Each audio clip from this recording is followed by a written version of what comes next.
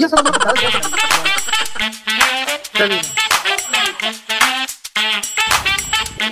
Yes, yes.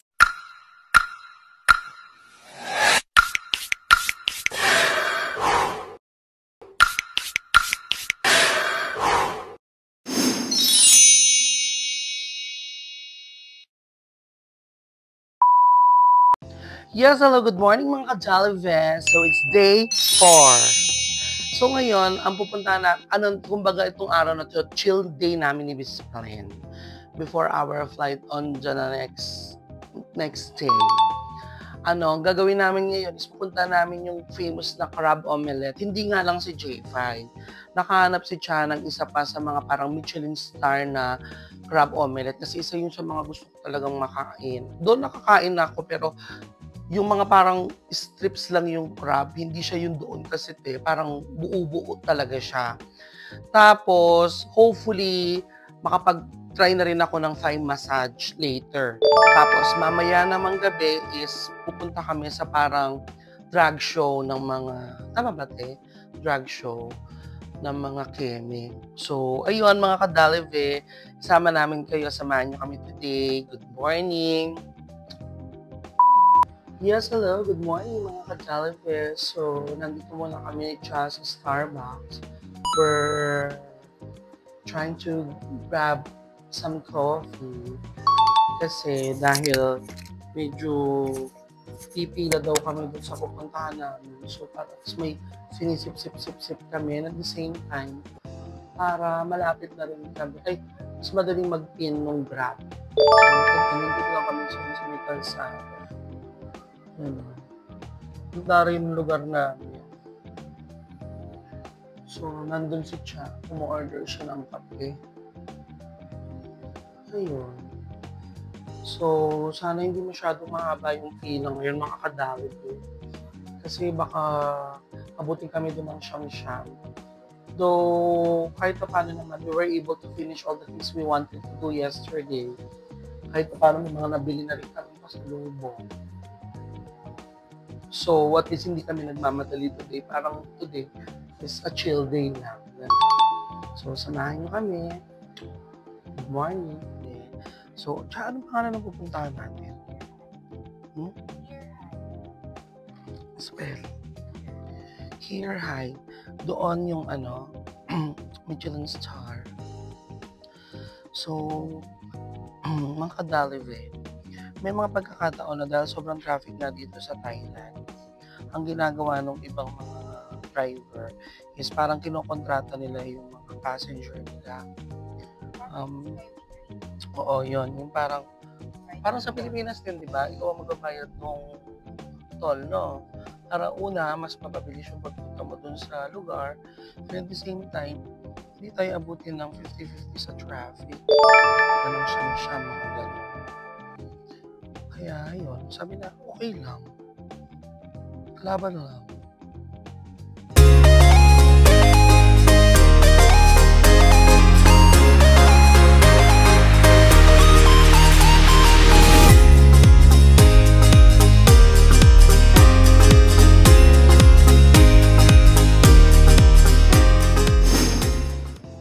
So, mga kadalive, ito yung pila ngayon.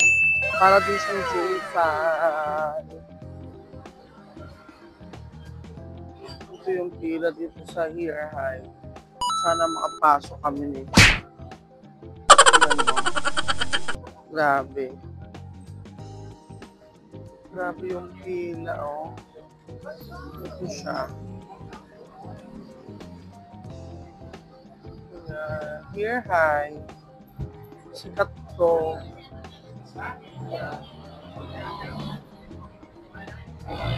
So, lalabang kami ni Cha.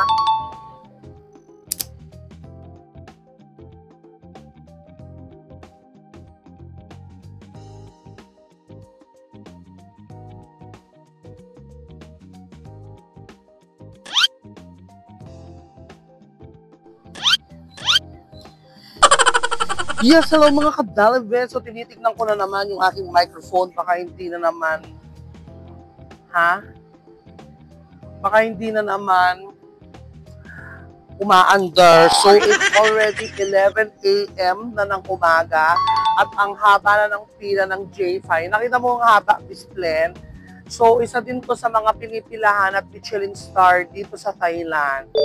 So, may nakita pala kami mga kadalive, pero parang ayoko na siyang pasukin kasi for sure mapupudol ako. Ayan. Ipinapakita sa inyo ni Miss Pincha.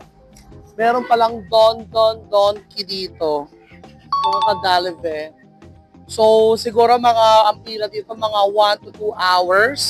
Okay lang, di bale. At least masarap at matikman namin yung isa sa mga Michelin star dito sa Thailand. So, for the lapot na naman ang auntie nyo, pero laban lang.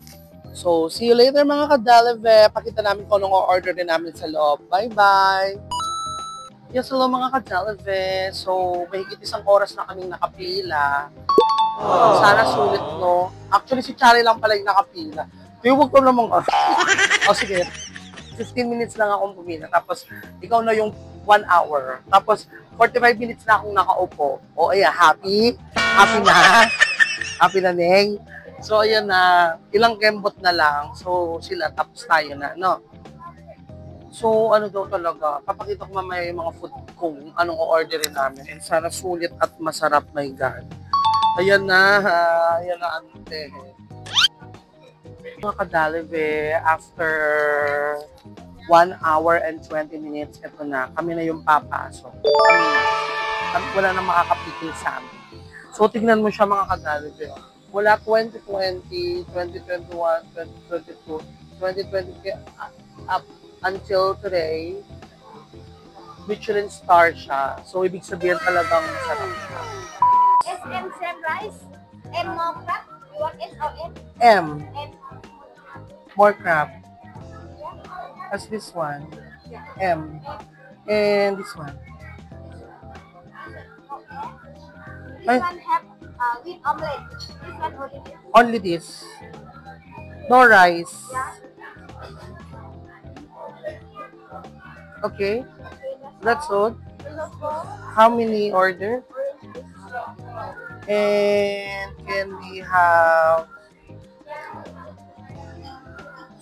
orange juice?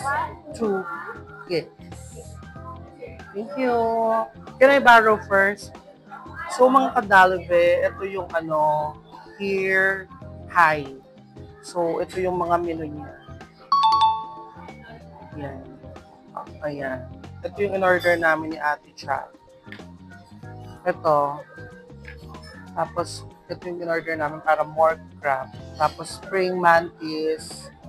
Tapos, ito, omelette. Ito yung in-order natin, di ba? Crab omelette. Sure. Tapos, mantis. Tsaka, ito. Tsaka kami nag-order ng orange juice. So, pakita namin sa iyo later, mga kadalive. Hello mga kadalive ulit. After 2 hours, lahat-lahat pati na waiting, finally nandito na yung mga food na in-order namin. Una, for appetizer, we ordered, what is this one natin? Parang shrimp roll. Ito naman is praying mantis in garlic. Tapos, hindi ka na mahirapan magbalat kasi nakabalat na siya. Tapos, ito naman, mga kadalive, is medium size siya na fried rice na pinadagdagan namin ng extra crab meat. And last but not the least, the famous crab omelette na pinadagdagan din namin siya ng crab. So, yung difference lang nito doon sa sikat na J5, ito, naka-open siya. Tapos yung pagkaluto ng omelette, parang medyo runny yung egg yolk compare kay J5 na naka-raw. So, ayun, sana mga kadalive, super sulit yung paghihintay namin. Pero, feeling ko sulit siya. Kasi nga, dahil ang daba ng pila, pinipilaan siya. So, dyan muna kayo, kakain muna kami. So excited! Tigman muna natin itong praying mantis. Doon natikman ko na siya kanina. First bite, super thank you, Lord. Ito naman yung sikat na ano nila, shrimp roll with yung clear na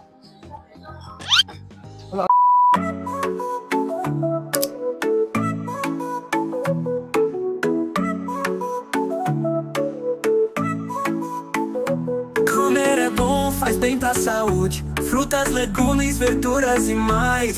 Proteínas, carboidratos e vitaminas, tudo isso vai te fazer crescer mais. Leite, iogurte, queijo e ovos dão cálcio pra fortalecer os ossos. Feijão, arroz e macarrão dão energia pra brincar sem parar. Minha casa, ela foi roubada, demolida, arrasada, coitadinha da minha Então, meu casa. amigo, não fique de pirraça, coma tudo que sua mamãe preparar. Frutas, legumes, verduras e mais. Você vai crescer forte, saudável, isso é fato. Comer é bom, faz bem pra saúde. Frutas, legumes, verduras e mais. Proteínas, carboidratos e vitaminas, tudo isso vai te fazer crescer mais.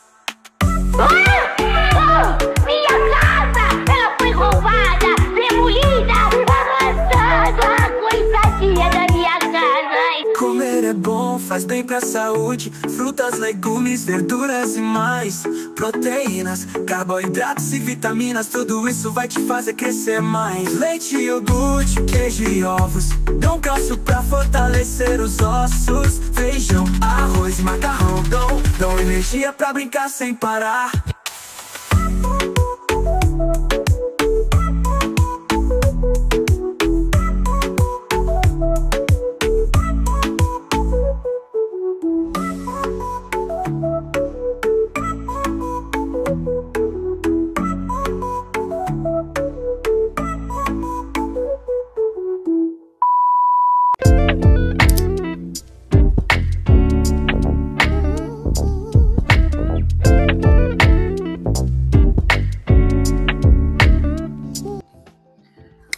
Yes, hello mga kadalive. Nandito na ako sa green massage. Ayan. Papamasahe ako. Itatry ko yung massage sa paa. Sana ma-enjoy ko. Bawal masyadong mag-ingay kasi nakakaya sa mga katabi ko.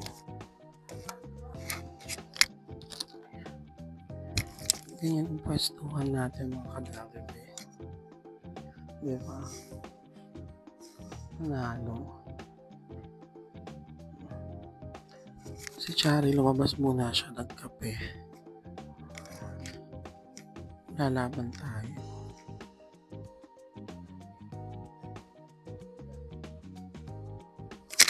Mga kadalive, medyo nakakakiliti ng konti.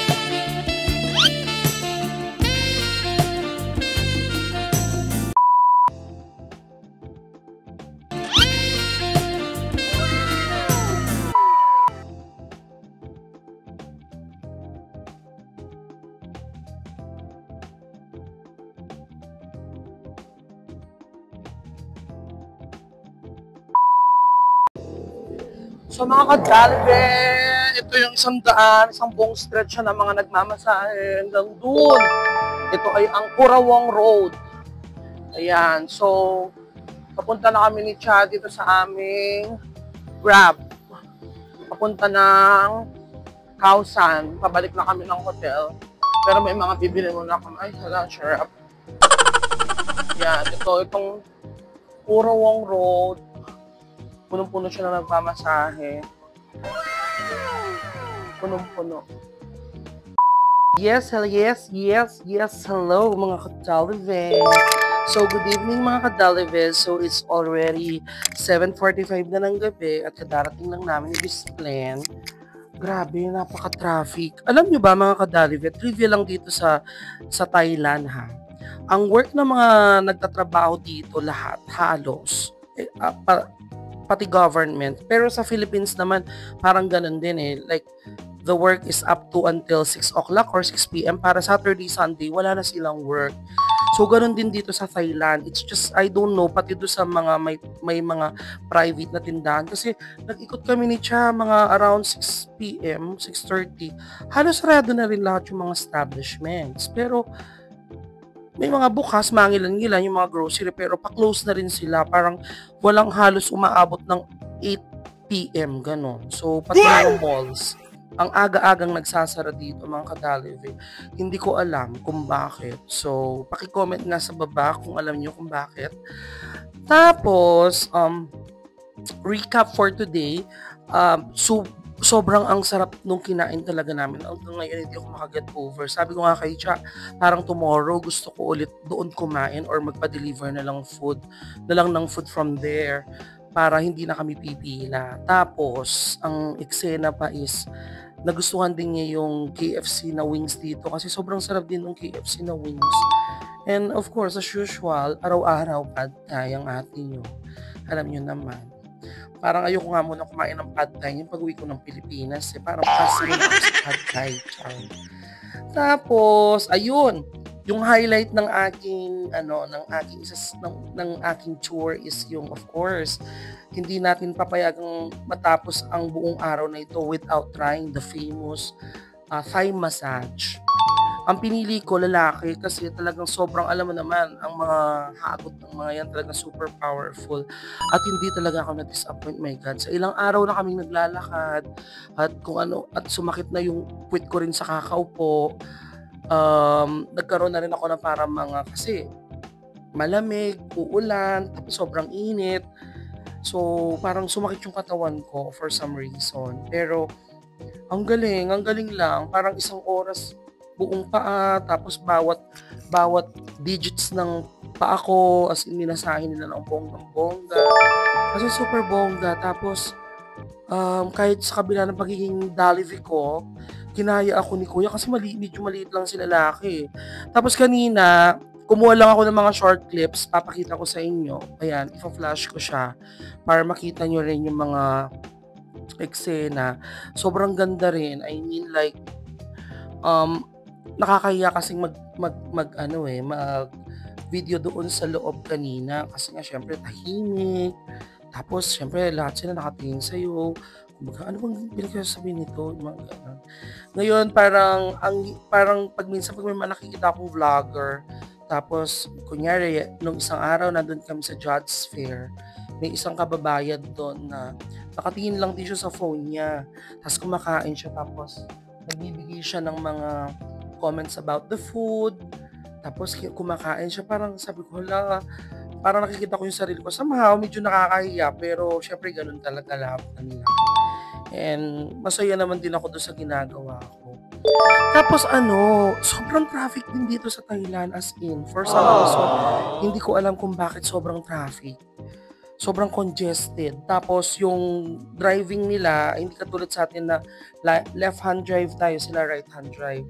Tapos yung mga road nila, tayo di ba nasa right tayo, stay on the right tayo whenever yun yung right of way natin. Sila naman sa left side, so kabaliktaran. Pero parang halos wala tayong pinagkaiba sa kanila, as in yung itsura, yung some of the dialects, medyo malayo talaga, pero yung food, yung mga kinakain, yung ang hilig din nila sa mga buko, since of course we're in the tropical country, no?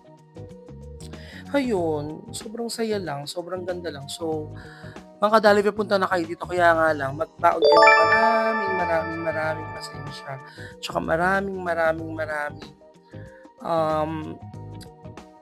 damit, kasi palit ka ng palit, kasi talagang sobrang pawis. Baka ngayon lang ako naubusan ng damit, grabe. Parang ang isusot ko na po swimsuit, napapatungan ko na lang ng cardigan.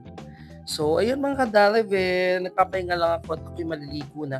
Pagpasensya nyo na yung aking bare face kasi sabi ko nga I had subsession.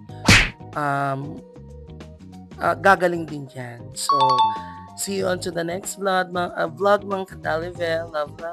Good night.